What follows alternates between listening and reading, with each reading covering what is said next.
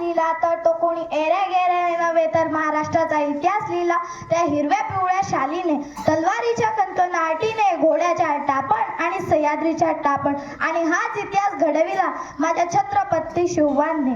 मुजरा त्या छत्रपती शिवरायाला, त्या रयतेच्या राजाला, ज्याच्या भक्तीला जोड नाही, शौर्याला तोड नाही, जो अतंग आहे सागरा समान, ज्याचे छत्र म्हणजेच आभाळ समान, तो त्या सूर्याची शान, मराठी मनाचा धगधगता अभिमान, महाराष्ट्राच्या देवाऱ्यात ज्याचा पहिला स्थान, असे ते प्रौढ प्रताप पुरंदर, क्षत्रिय कुलात अंश, सिंहासना अधीश, राजा अधिराज, श्रीमंत श्री श्री श्री शिवछत्रपती महाराज की.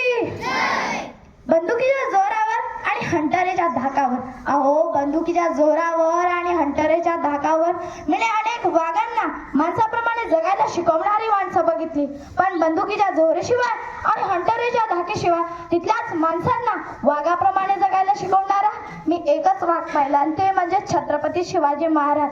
आताच अलीकडली एक गोष्ट तुम्हाला सांगावीशी वाटते. आताच 5-6 वर्षांपूर्वी अलीकडचे पंतप्रधान भारत फेरीसाठी आले. तिथल्या गाईड्सने त्यांना प्रश्न विचारला की तुम्हाला प्रेमाचं प्रतीक ताजमहल पाहायचा की सोन्याचं प्रतीक गोल्डन टेम्पल पाहायचा.